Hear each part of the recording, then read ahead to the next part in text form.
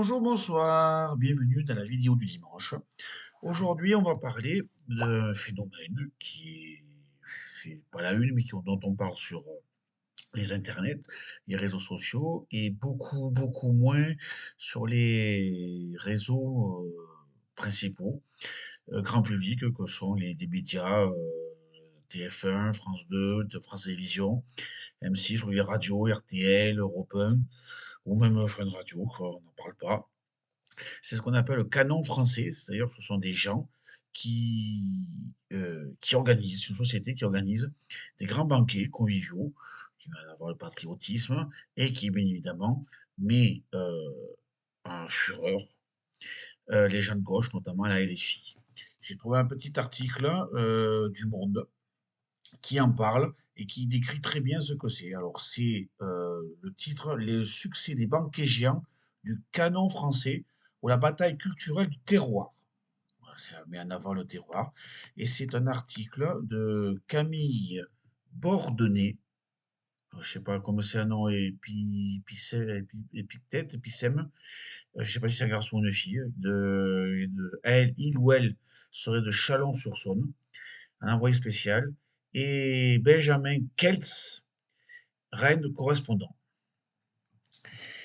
Euh, La recette est toujours la même depuis 2021, de grandes tablées, des produits du terroir, du vin, Sardou et Aznavour. Ce qui a changé, en revanche, ces banquets sont récemment passés sous le pavillon de Pierre-Édouard Sterrin, milliardaire catholique réactionnaire. Je dis bien que c'est version Le Monde. Les opposants dénoncent une instrumentalisation à des fins politiques. Sur la place du marché de Bruz, en Ille-et-Vilaine, vendredi 7 novembre, François et Simon, la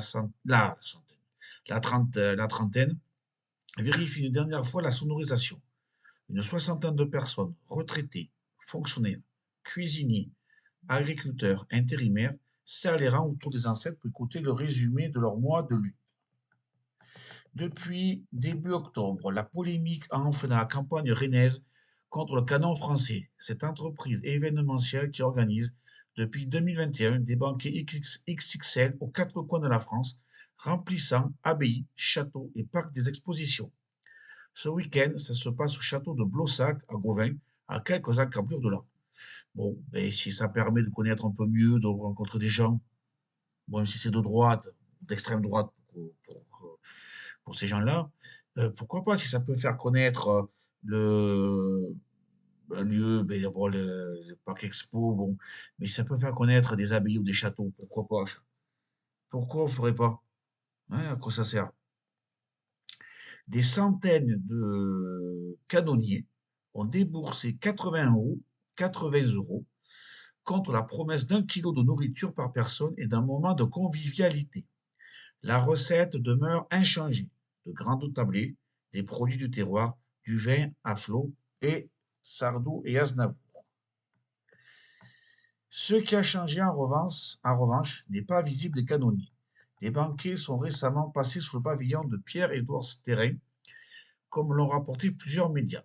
Odyssée Impact, un fonds d'investissement appartenant au milliardaire exilé fiscal en Belgique, est entré au capital de la société détenant le canon français et la préside même depuis avril, selon les recoupements du Monde. Les opposants dénoncent l'instrumentalisation de ces banquets à des fins idéologiques et politiques. Alors moi, je n'ai jamais participé. Il y en a un qui s'est fait au mois de janvier, mais j'ai pas pu, enfin, assez proche de là où je suis, j'ai pas pu y aller parce que je travaillais. Alors là, moi, je ne peux pas dire. Je me fie simplement à cette source-là.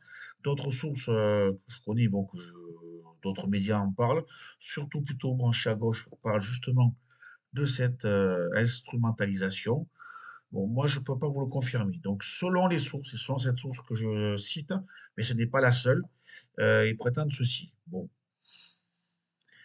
Sous leurs atours populaires, bon enfant et franchouillard. Oui, je ne vois pas ce qu'il y a de méchant.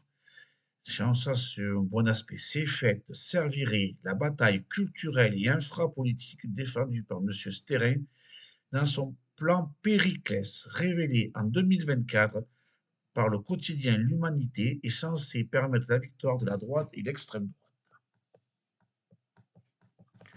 Voici quelques petits trucs, éléments que j'ai pu recouper.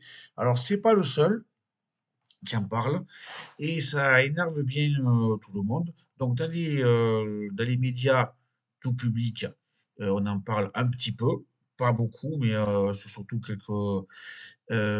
surtout les journaux. Moi, la radio ou la télé, j'en ai jamais vu. Et on en parle aussi sur Internet. C'est les milieux plutôt de droite, oui, qui mettent en déroute, et comme disent les jeunes maintenant, en PLS. Et donc, ce n'est pas si mal que ça, si ça peut énerver. Moi, a priori, comme je vous dis, ce côté franchouillard, oui, j'aimerais bien connaître. Donc, s'il y en a un qui repasse pas très loin, je pense que au moins j'essaierai d'y aller et je connaîtrai un peu mieux. Donc, moi, a priori, le côté franchouillard, convivial, tout ça, ça me dérange pas. 80 €, je trouve que c'est un peu cher, mais enfin bon, si on a la nourriture qui va avec, pourquoi pas. Donc voilà, donc je j'ai pas grand-chose à dire, si ce n'est que moi j'aime bien, a priori, c'est une bonne idée de mettre en contact des gens, de mettre en avant notre patrimoine, à moins qu'on trouve fascisant de mettre en avant la culture française et son patrimoine bon, religieux, les abbayes, de mettre son patrimoine tout simplement sous sa nature. Ça peut être dans un parc, un vrai parc naturel, évidemment. euh, pour l'écologie, on va pas être dégueulasse non plus à salir le milieu naturel. Et on fera attention au feu et tout ce qui s'est passé notamment dans l'Aude l'année dernière. Donc voilà, c'est tout ce que j'ai à dire. C'est tout ce qui peut enquiquiner la gauche, notamment cette gauche que je n'aime pas, la gauche des médias, la gauche bien pensante, moralisatrice, déconnectée de la réalité. Ceux qui gouvernent parisienne, mais même dans les grandes métropoles, hein, Paris, Lyon, Marseille, Bordeaux, Grenoble. Si on peut éviter ces gens-là, ça serait bien. Si on peut les enquiquiner. Voilà, donc allez-y, ne serait-ce que pour connaître. Et si vous voulez foutre un bon bras d'honneur à tous ces gens-là, tous ces bien-pensants, les écolos et autres, hein, euh, n'hésitez pas à y aller. Voilà. Ce n'est pas parce que vous allez là-bas que vous allez soutenir ce terrain ou les intégristes catholiques, chrétiens catholiques. Parce qu'il n'y a pas que les musulmans qui en ont, il y en a aussi du côté des chrétiens, notamment ceux qui vont à Saint-Nicolas du Chardonnay. Chez les juifs aussi, il y en a certains, il faut faire attention, quoi. Donc voilà. Donc, c'est tout ce que j'avais à dire. Donc, sur ce, passez une bonne semaine. N'oubliez pas de mettre un pouce et à la semaine prochaine. Bonne semaine. Au revoir.